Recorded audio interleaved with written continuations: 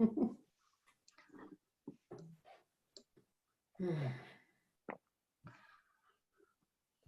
Judy, just so you know, we're recording and we are live. And we have, Okay. let's see, 2 attendees. We have Tracy Watson and Tiffany good. here. And we have Madeline and you and Andy. Hi, Good. Madeline. Hello. Oh, and then I see Suzanne and Karen are in the general public list, so I'll promote them. Okay.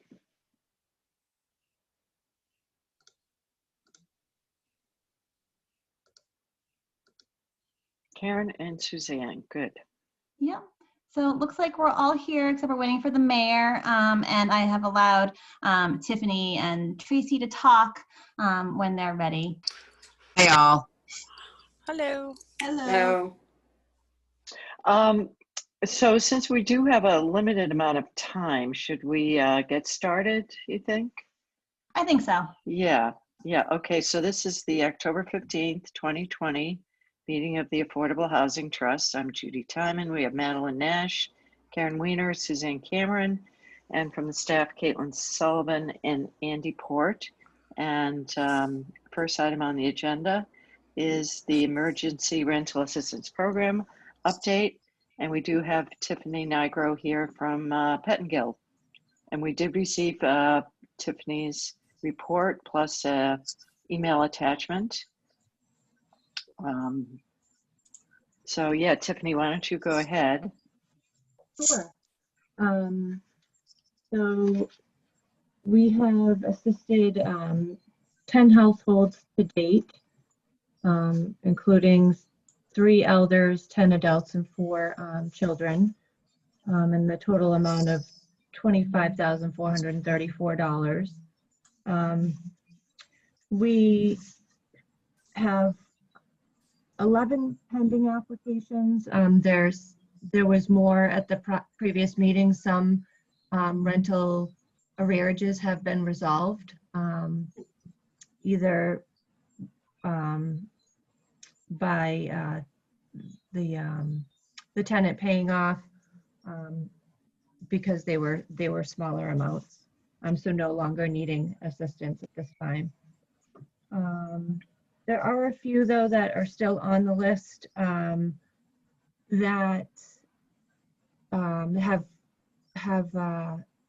arrearages that are quite high beyond the threshold of Newburyport rental assistance, and/or so then we've encouraged them to apply for RAFT.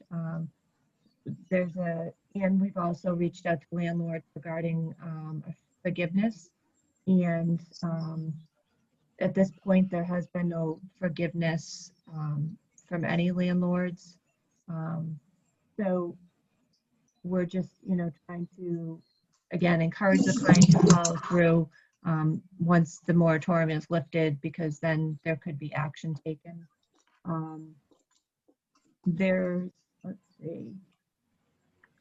is one that we're working closely with, because prior to the COVID, she had just signed a new lease, and unfortunately is having trouble maintaining month to month due to lack of income. So we're working at seeing, what inventory is out there. It's pretty stagnant because people are staying in place because of the moratorium. So there's nothing that is affordable at this time. Obviously she's wanting to stay local. She does have a child, but just educating that may not be a possibility due to affordable inventory in the area. So, and then I did send an email that we do have a few. I know this came up last time. There were 2 applicants that aren't COVID specific. One was due to a medical that they're in arrearages, and another one was due to a divorce, some financial strains from that, and has been chipping away but hasn't been able to bring the arrearage up to date. So, and then there are 2 that just came in over the past couple weeks. They're almost there. We're just waiting for some landlord verification information. There was one that is Portuguese speaking, so we're working with the translator, and we sent out a application that was in Portuguese. So that's moving forward. That monthly rent though is above the threshold. It's a $23.50. So we're looking to again see what the client can afford. What Newburyport Rental Assistance Program can contribute, and if there's some additional matching funds from another grant that we have to help keep them stabilized. So that's a quick update.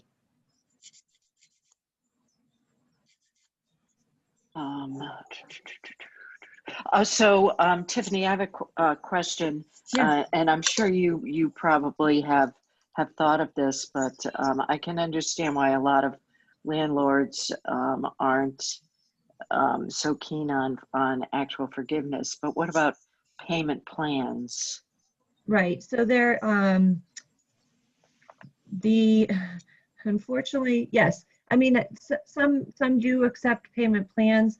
The two that are very far behind, one of them has not really showed any good faith of paying at all.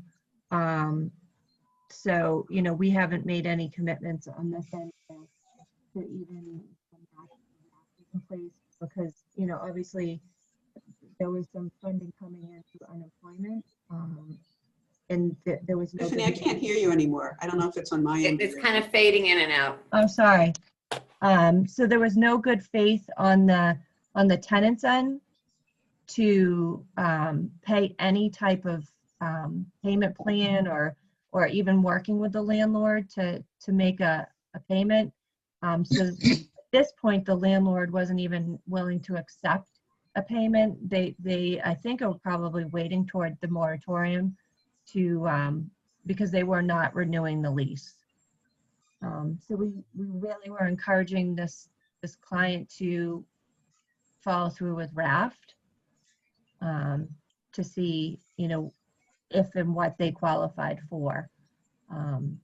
Again, we educated them to have a payment plan, to show good faith, to make some payments, but that just hasn't happened.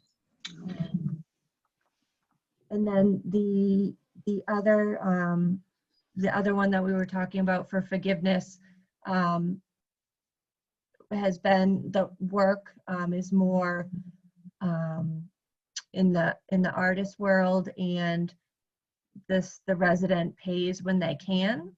So has shown good faith. So the landlord is willing to work with this client, but again is pretty far in arrears. So again, trying to get them to complete the Raft application. So again, we can look at seeing if we could cost share to get the resident back up to date. So I guess the other question we have to consider is the one you posed with regard to the non-COVID related applications. So anyone want to chime in on that? I didn't know that we had sort of a policy that it needed to be COVID related. I mean, I can see how that makes sense, but I didn't know. I was sort of curious about that when I was looking at the spreadsheet. I don't remember discussing that, if they're eligible or not eligible, because whether or not it's COVID related. Is that something we've talked about? I think. Yeah, I do remember that. I thought Go we ahead. had, and it was more, that's why we were setting up an emergency program because. Right, well, absolutely. I mean, that's the rationale. I just didn't know if we'd had that. Yeah, I definitely remember that in prior conversations. This is Andy, sorry. Yeah, and I just want to acknowledge that Donna Holiday is here. I saw Donna's name here. Yeah, it was my understanding that this was COVID related. Can I just ask one thing? I'm sorry, I had to jump Sure. out for a second, so I'm Sure. sorry if this has already been asked, but we know that eviction moratorium is expiring on Saturday. And I'm wondering if that will have, I mean, it's disappointing to me to see that we still have $74,000 left in this account. I think we all expected it to be used much more quickly than it is, but I'm wondering if that might make a difference with the moratorium, on evictions expiring on Saturday. I don't know if anybody's heard anything about that, or if Tiffany, if you've heard any, possibility of an increase in requests as a result of that. I mean, do you see obstacles to why people aren't taking advantage of this? I mean, I know that the city's done, press releases about it. We have as well. We've worked with Newburyport Youth Services and local food pantries to, disseminate information about if they're in need. We have financial assistance. We have really, some of these applications that are on hold. It's just the follow through. We're calling, we're emailing. The clients can't seem to gather all the information that's needed, and some of it is the landlord that we're still waiting for at this point. So it may be that that there is quite an influx once that moratorium is lifted, that that people start getting notices and then they start to panic. I don't know if that was a false sense of security for residents that felt like, okay, well, I'm not going to be evicted, but they were still liable to pay, and that's where we're educating. It's not a forgiveness. They're still liable to have to pay that back rent. This is Andy. We actually have a similar pattern with the small business relief grants right now. My guess is that we'll see more of them in the coming months, depending on how far folks are behind the relief assistance that's been coming from other places, whether that be the moratorium or funds. And we've also seen less than what we expected in applications thus far. We're also going to be hitting a very bumpy road with more job losses. We're seeing businesses closing here in the city left and right. That's happening everywhere.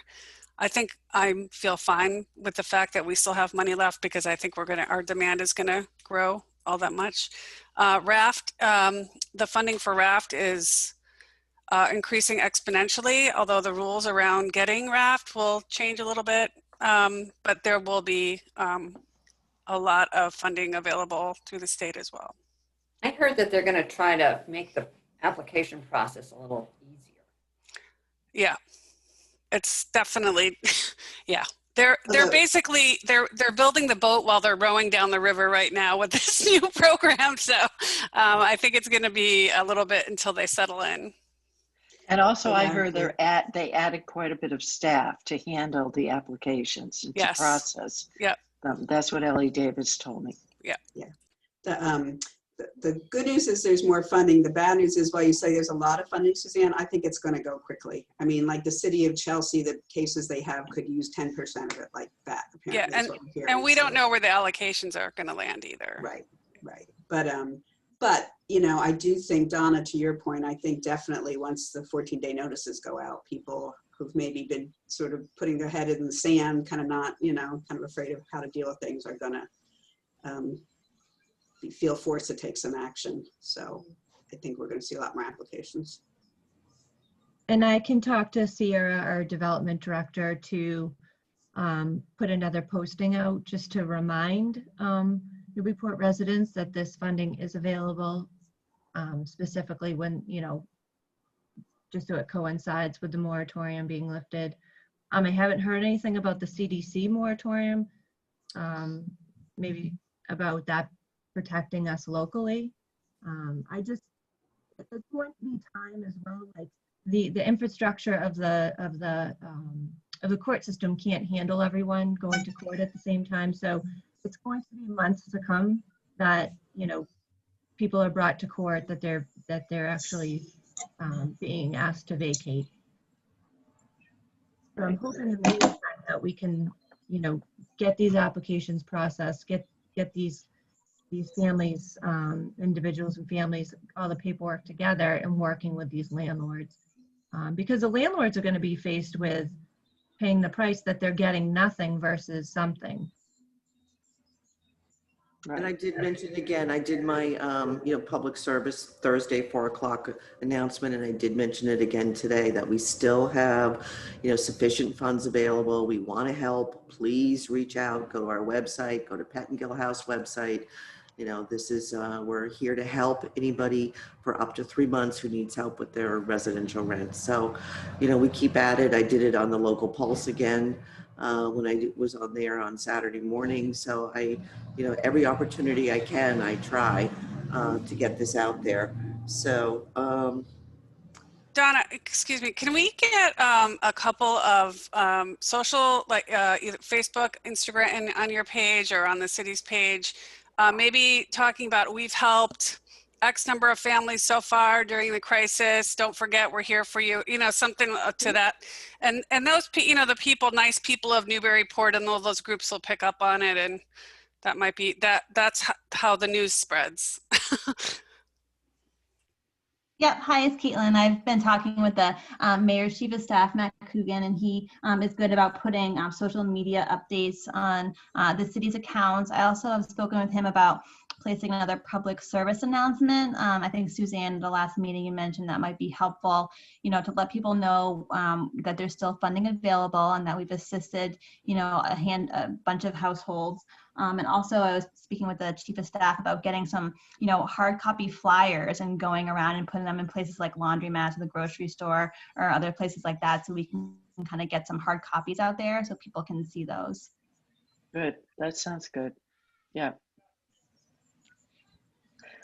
Tiffany, I had one quick question. You mentioned something about a $2,300 rent limit.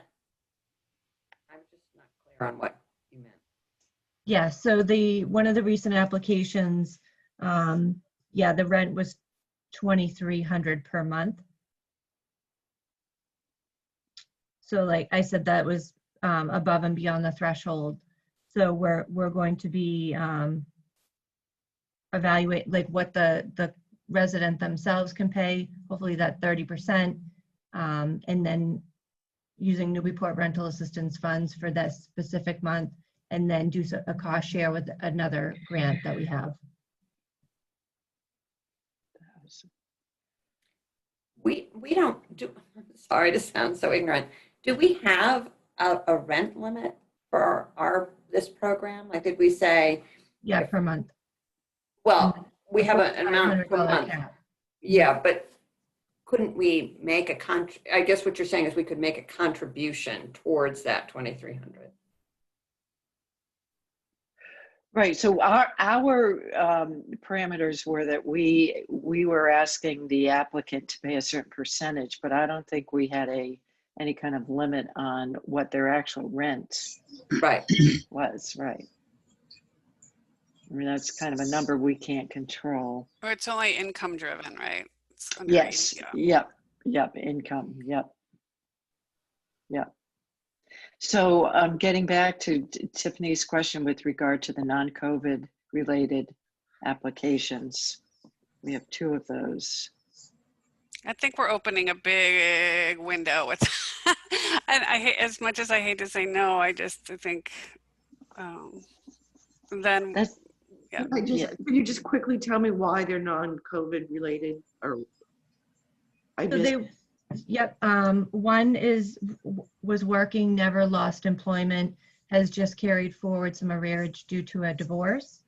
And one has a medical, receives disability, Social Security, but was also working and is on subsidized rent, but the rent will not change until the following month. So we'll have some arrearage because of she was out of work due to her medical. She was not going back to work, but you have 30 days till it adjusts.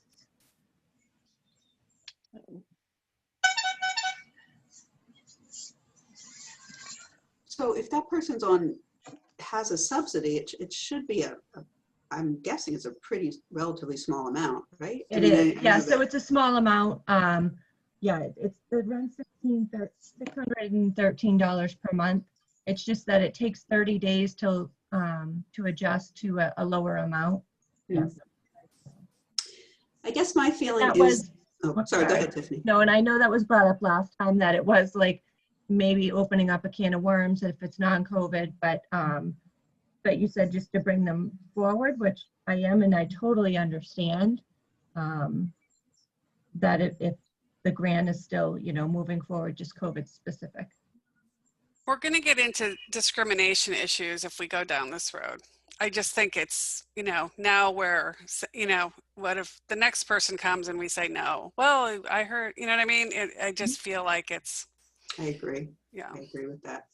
I mean, hopefully RAFT is there for them or some other resources, but I feel like we opened this as a COVID related thing, and it opens a can of worms if we don't keep that criteria. That was my thought as well. I agree.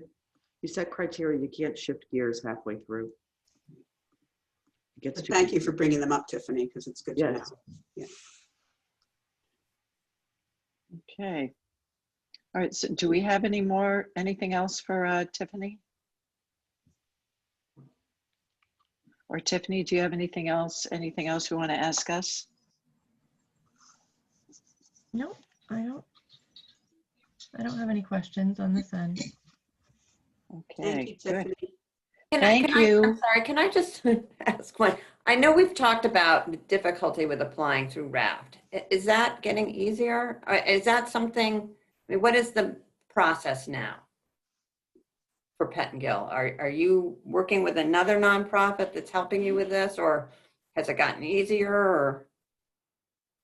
So CTI, like Community Action, will assist, but they're not the ones that approve it. Everything goes through CTI for final approval. But like Sue Cameron was saying, that they're trying to streamline the process again. So they're trying to make the application even easier. I know that there was some new updates. I haven't received them yet. So I put a call into Bob Gould at Community Action to see what those updates were. Again, I know one was the increase in funding. So, I think definitely the committee an update as soon as I find out, just to keep everyone abreast of what's happening. So Community Action helps the applicant with the actual application. Is that right? If they follow through, yes. Yeah. But And then it goes to CTI. Yeah. And again, the landlord is part of that application. Yeah. Yeah. Okay, thanks. Good. Okay. Any other questions? Okay, let's thank you, Tiffany. Thank you. Thank you, Tiffany. All right, so we have an update from Tracy Watson, our Newburyport Housing Authority Director. Hi, everyone. Nice to see everybody, and thank you for inviting me tonight, because I did want to update everyone, basically, as I had explained, that our main update this evening is really in regards to the Newburyport Affordable Housing Corporation. As many of you know, over the course of the four and a half years I've been in the city, we've obviously worked with them, but our main goal was to move towards the housing authority actually having control over the corporation. And I am pleased to announce we are basically there. We will have, once the Unfortunately, tax returns were never filed, and the nonprofit status was lost. It'll all be reinstated. We have worked really hard over the last couple of years to get all of the financial information and everything that we need, working with, of course, our lenders and the state, as well as the current board, to put everything into place. So we have filed with the federal government to have the nonprofit status reinstated, and we will be filing all outstanding taxes. And I'm hoping, worst case scenario, by the end of January 2021, that everything should be reinstated. But currently, both boards have already voted. It will now become an actual part of the Newburyport Housing Authority. We will have a mirror board. We're hoping as we move forward in the future, that it becomes our development arm, and then we can work with partners throughout the city, outside of the city. And, you know, it really opens up a wonderful opportunity for the Housing Authority. And again, long time coming, but the light at the end of the tunnel is actually here. So the properties will become, we will continue to function as Newburyport Affordable Housing Corp., but it will be under the umbrella of the Newburyport Housing Authority. That's basically the biggest update I have for everybody. That's great. Yeah, we're really happy about it. Even even with COVID, my fall at the beginning of the year, as I said, it's been a long time coming, but we are there, and I am really excited about it. Really excited about it. Will this entity have its own separate board? It will be a mirror board. The bylaws have been rewritten. So the Newburyport Affordable Housing, Newburyport Housing Authority Board will be mirrored on the Newburyport Affordable Housing Corp. They will have their own meetings and what have you, but it'll be a mirror board. So as the boards change, it'll stay within the Housing Authority, under the Housing Authority umbrella. It will not be a separate entity. Gotcha. Thank you. You're welcome. Sorry, I misunderstood that. By mirror board, Tracy, you mean that it's not the same individuals, it's different individuals? No, it's the same individuals. Oh, it's the same board. individuals. Yeah, Okay. that's how we were able to get the agreement through DHCD and the current lenders is I that, see. yeah. Okay, got it. Thank you. You're welcome. Tracy, what kind of shape is the property in? They're in. I know it's multiple properties. There's two. They're in fantastic shape. They've been, I mean, not to toot our own horn, but they've been managed by the Housing Authority for a number of years. The properties are in great shape. They're in good standing financially. We are very consistent with our inspections, as well as any preventative maintenance and what have you. The Housing Authority and NAHC are currently in, they're project-based Section 8s, so we're in contract as the management agent. So they've been managed all these years by the Housing Authority. The problem always laid at the feet of the board, which actually really didn't exist for a number of years. When I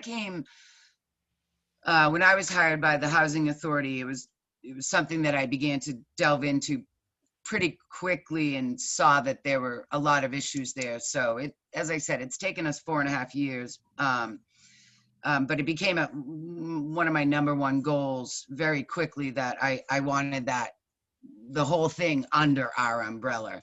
And as I delve in, it was kind of easy to get the lenders and DHCD and the state and kind of everyone in our corner, because as I said, taxes weren't filed. They actually had lost their nonprofit status.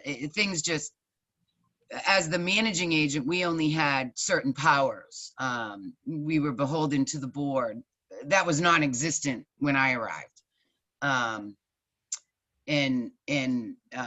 So all of those issues from the past have been resolved, and now we'll be able to really utilize the Newburyport Affordable Housing Corp as I think it was initially intended, a decade ago when in its inception. But somewhere along the line, it went awry a little bit. I don't know. I wasn't around during that time. I just know what I found. You don't and- want to know. We don't want to Right, go yeah. back down that path. I assure you. That's what I'm a forward-looking person, and to be at this stage where it actually comes under our umbrella, and we actually have the power to now partner with different groups and leverage things, and even mortgage on. I really see a bright future with this. It's a development arm that the Board of Commissioners at the Housing Authority have wanted for years and years and years, and I think that's how it was initially laid out. It never came to fruition, and now I feel like it actually may really be able to come to fruition. So I'm again, long time coming, but I'm ecstatic about it.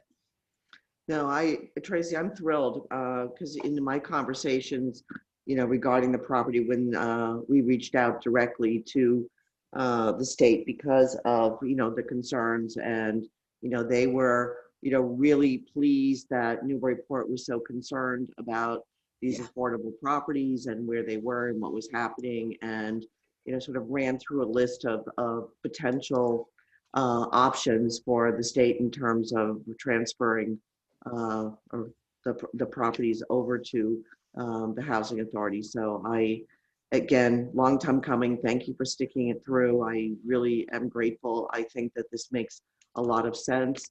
I would like to have a conversation with you offline about what this means in terms of becoming a development arm of the board. Absolutely. And how are the vacancies in these properties? There aren't any. We don't have vacancies. Our last move out, she actually moved back to her home state of, I think it was Ohio, and that was 3 years ago. Our residents come and they stay. And these are also project-based Section 8, but they can actually take their Section 8 with them should they so choose, and nobody leaves. Again, I don't mean to toot our horn, but the properties are very, very well run because we have been managing them. Mm-hmm. The residents are generally quite happy. We have had some issues where, for instance, a washing machine goes down and I don't have the power under the management agreement to change out a $500 washing machine. And I go back and forth with the chairman of the board for 8 months over a washing machine. Those types of things are over.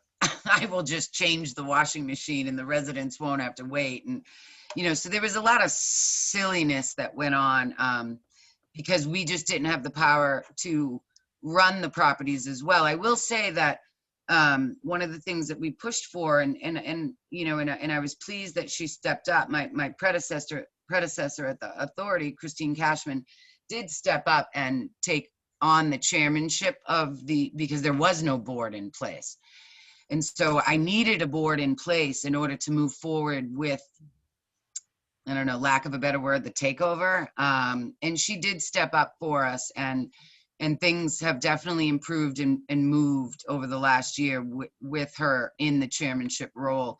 And things have gotten better. And I have that chairman who will sign, who will move forward. And we've worked with some wonderful attorneys.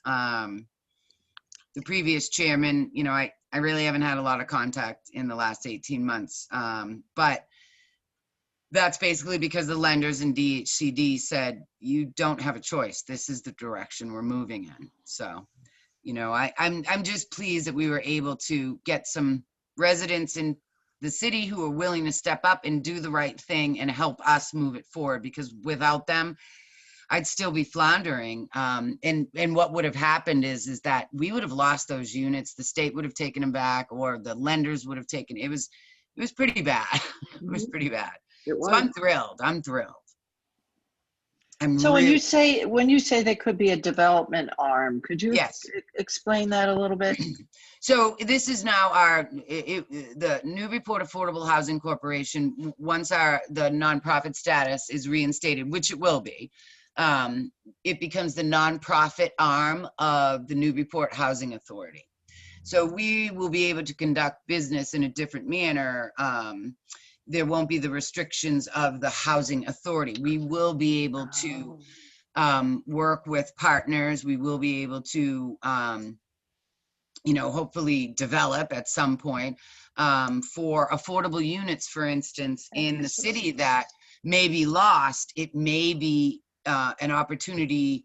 There may be opportunities for NAHC to actually purchase those and then and work with the Affordable Housing Trust more and not lose some of those units.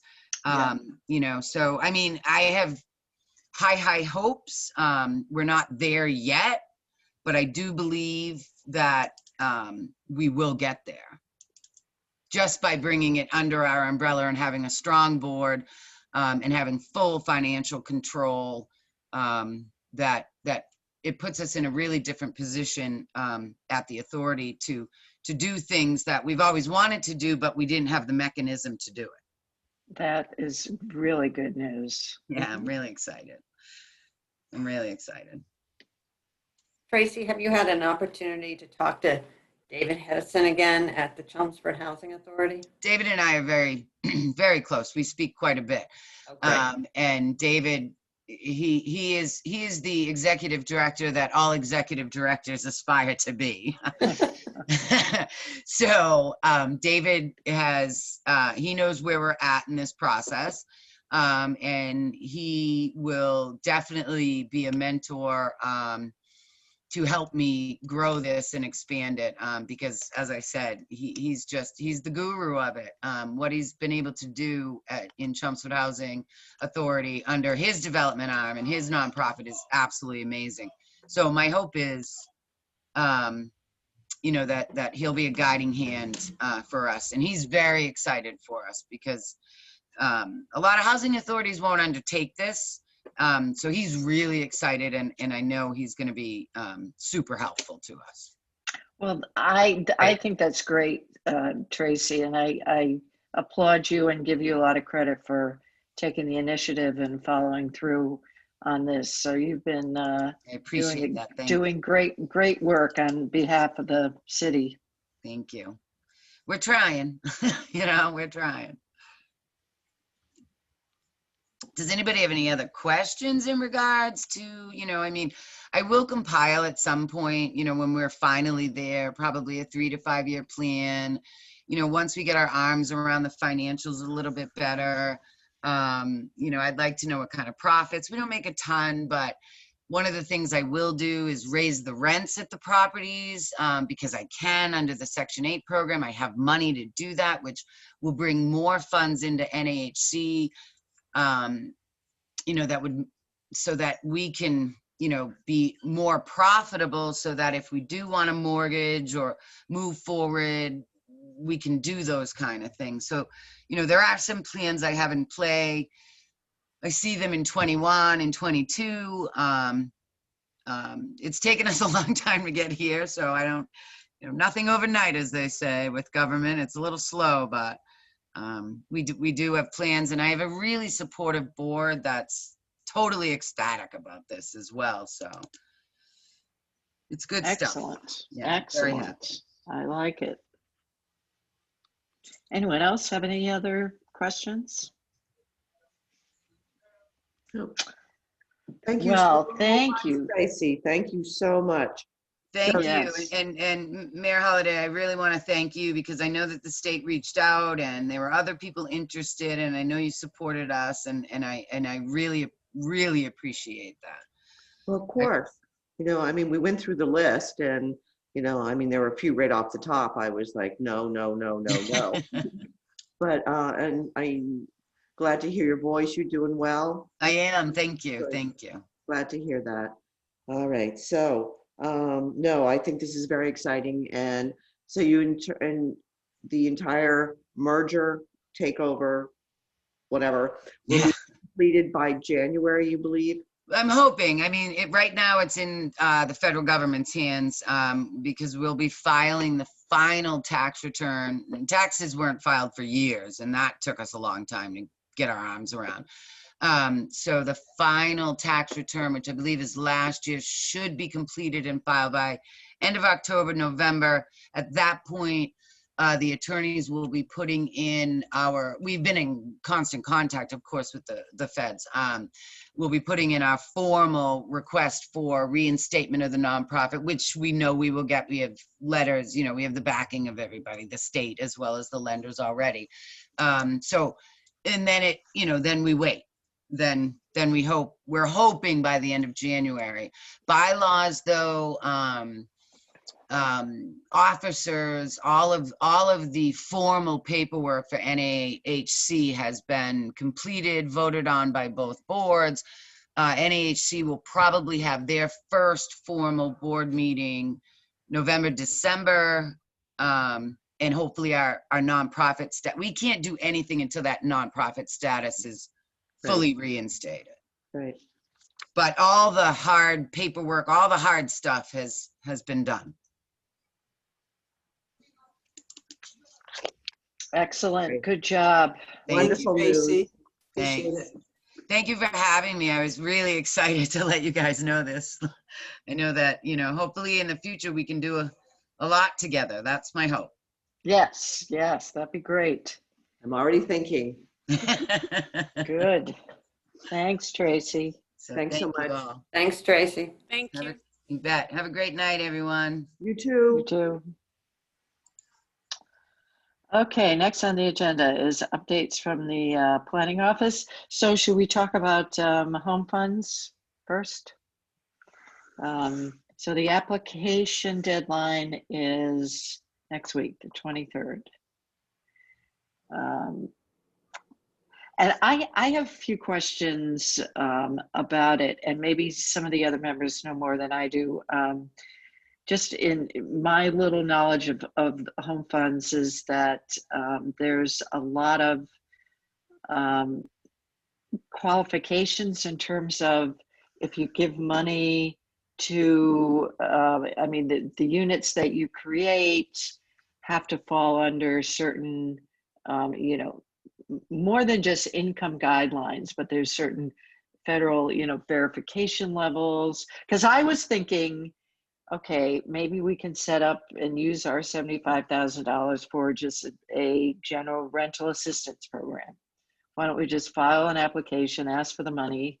And I don't know if we could have Pettengill administer it the way they're administering our other funds, because, we don't have the staff to administer something like that. But would we run into the just insurmountable qualifications for tenants for the household because it's home funds? I don't know. Hi, Judy, it's Caitlin. I was thinking the same thing. I had a quick email exchange with Kevin Hurley, and I know other communities are putting their funds towards a rental assistance during this time. And so I thought perhaps if the group was comfortable with that, then maybe you and I can have a conference call with him to talk it through a little bit more, maybe next week, if you would be open to that. Sure. Yeah, I could definitely do that. Anybody else have any? Well, I mean, it would be interesting to talk to a community that's already doing it. Because Kevin's going to have one perspective. He's going to have the monitoring, perhaps. The municipality might have. Oh, you're fading in and out, Madeline. Oh, am I? I'm sorry. Yeah. I was just thinking, if possible, it might be helpful to talk to a municipality that has been doing this. You might get a different perspective than you do from Kevin. Yeah, Kevin was saying how normally they wouldn't be having the funds be put towards this use, but given the COVID situation, he's seeing a lot of requests for this. And so I don't know if there's been a lot of communities that have done this in the past, but perhaps that's something we can talk with him about, if he has any examples we could draw upon. Yeah, I guess I had thought that it had stopped being an eligible use of the consortium funds. I'm not 100% sure of that, but yeah, so I mean, I think starting talking to Kevin is the best place. I mean, maybe no other municipality has been doing this, a sort of a small program like we would be doing. Maybe this is a new use with the consortium funds. So I mean, my understanding is that home is very cumbersome, very bureaucratic, but maybe it's worth it. I'm a little concerned just that we don't seem to be getting the response that we thought we might get with the program that we're already administering. I mean, it's not only getting the word out, but getting the paperwork done. And, it just doesn't seem like it's, I mean, maybe it is successful. I don't know. The numbers don't suggest that. So I'm just, I'd hate to give up this $75,000 if there is a need. Clearly I mean, my guess is that there is a need, but are we going to have the capacity? Is Pettingill going to have the capacity? All that Right. seems uncertain. Can we utilize it for not just rental assistance or emergency rental assistance, but for homeowners as well? That's something I can check with him on. I do see that there is one community that says they've used it before with a priority for homelessness. So perhaps there can be I think more conversation with Kevin would be beneficial, just to see, what the restrictions would be and if he has any ideas of what's been successful in other communities. Yep. Yeah, I can definitely be available for that. Okay. My schedule's flexible. Or even small landlords too, you know what I mean? I mean, there's a whole bunch of people in need right now. Yep. I think at one point, I could be wrong. I mean, I used to go to those North Shore Home Consortium meetings many moons ago. And I think small communities were using it for down payment assistance. I mean, it's limited, I believe, to 80% area median income. So I don't know who's going to be buying a home in Newburyport that has 80% area median income, but. I was thinking about, I'm not sure when the timeline for the Minko property with the 86 units is going to open, but that's all rental. And that, we had talked about at one point to help with first and last month's rent or security or whatever. And, that could be a program to help, get people into those units. And I see the need. I just, don't know where the economy is at this point in terms of people, I know he has signs up for, rentals coming soon, and I will reach out to Karen to see if in fact they are getting inquiries at this point, but I still think the rent's going to be high there for some people, especially if they have to come up with first, last, and even a security. And that could be something we could really use the money to help support to get people into those units. Yeah. Yeah, That's an I believe that's going to be very concept. popular. I get inquiries probably every week about that project. You do? Yep. Do you know, Caitlin, when their target date to be completed? I mean, they're moving along, despite, COVID and all. I mean, there was a lull for a while, but there seems to be good activity happening there now. Do you have any idea when what the timeline is at this point? I can check with Karen and see what her her current This is timeline Andy. is. I can Probably speak to that, spring. actually. Yeah, go ahead. They were aiming for spring of next year to open that first building, and they were hoping, depending on the economy, like the mayor said, it's unclear what's going to happen, but try to basically roll right into the next building right after that. So You're talking about this spring? This coming spring for the Yes. opening of the first building, and then the second, they were hoping to just kind of roll in construction to the second site for the second building they have permitted, but they're not quite sure. It depends on the economy. Thanks, Andy. So that potentially these home loans the timing could be perfect. By the time everything gets set up and, this opens in the spring and people start applying, it could really dovetail nicely with being able to help. Because there's 84 units, Andy? Caitlin, how many? 84 units? The first one I think is ended up being 72. There was a reduction. Oh, in that one.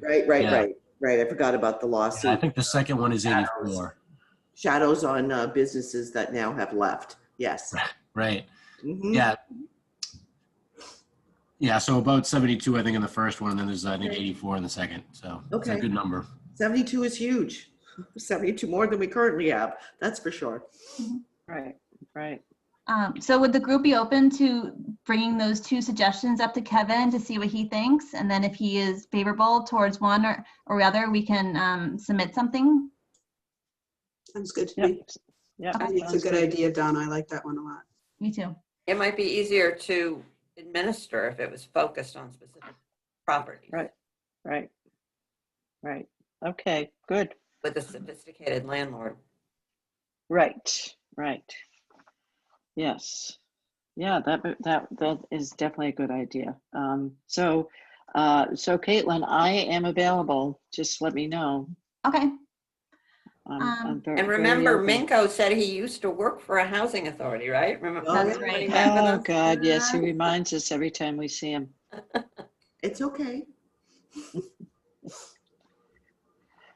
Okay, next on the agenda, we should, Do you want me to run down any more updates? I kind of laid them out in the staff report. Yeah, I wanted to talk about the unit that's available at oh, right, the Foundry Foundry. unit. We don't Yeah. want to lose that again. We need to No. have that. Yeah. This is Andy. I'm sorry. I'm going to step out for another meeting, but keep on going.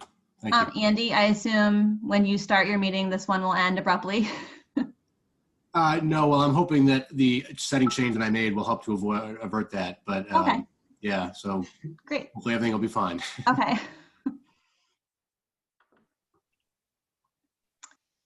Okay, So talk. yes, so we have one more, we have a unit at the Foundry that is being put up for sale, unit number 10.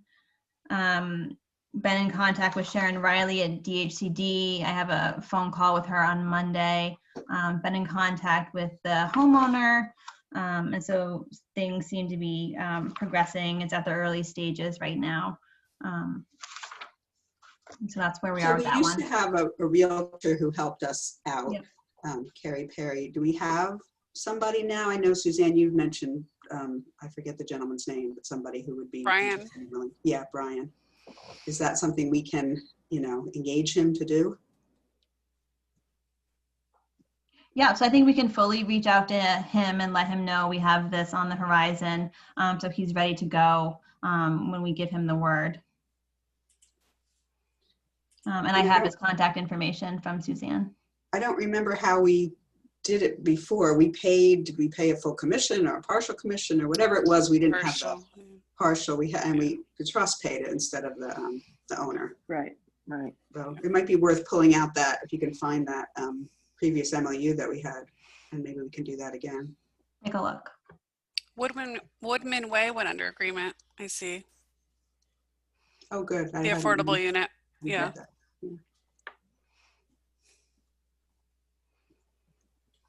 And just a couple other updates. So the 6C zoning ordinance amendment that we spoke about a couple of meetings ago will be discussed at an upcoming planning board meeting. If we have time next week or the November 4th meeting. The fiscal year 21 CPA grants are expected to be out for signature maybe next week. Judy, if you're available, I have the down payment assistance one ready if you wanted to stop by at some point next week when you're free. Sure. The annual CPC public hearing, the public information meeting will be on October 28th. And then as per usual, the next grant round will be open in February. We're going to go ahead and apply for a DHCD Housing Choice Grant and Mass Development Site Readiness Grant, probably once we speak to Mass Development on Monday, in relation to upgrading the heating systems for the Brown School. We went over home funds. Can I interrupt with that one? Go ahead. I feel a little out of the loop on where things are at with the Brown School. I know youth services is staying there. Is that correct? And then kind of what's the next step? Yeah, at this point, let me pick up from here, because we had MLA who was hired to do the feasibility study for both Brown School site for youth services as well as the Low Street site. We were in sticker shock once the feasibility study came through. I think initially it was 10 million to renovate Brown School for youth services and 11 for the Low Street site. So we all took a deep breath and went back and said, well, could you do something that's a little less, you know, extreme for the Brown School? Could you give us something that's a little more affordable? But you know, really and they're finishing the report, and I will send it out to all of you when we had a meeting on Friday. They're tweaking their presentation, which will be in mid-November at some point. But the biggest issue that we have with Brown School right now is that because we are in the situation we're in terms of the economy, there is, you know, we had talked about the possibility that we could bond for the fire station needed repairs and we could do a debt exclusion for the Brown School. Absolutely not. There's no way that we can even consider asking the residents of Newburyport to look at a debt exclusion at this point. So when MLA did their feasibility study of the Brown School, there is tremendous amount of work that needs to happen to sort of protect the building going forward.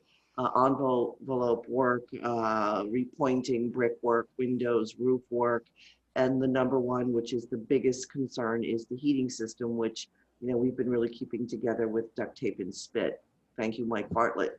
But in the ideal world, what we said would be wonderful is if we were at the same juncture in terms of issuing an RFP for the Brown School renovations as well as housing at the same time. They could collaborate on the heating system and some of these needs for both uses. I know that's a pipe dream, but I can still hope that we might be able to coordinate something like that.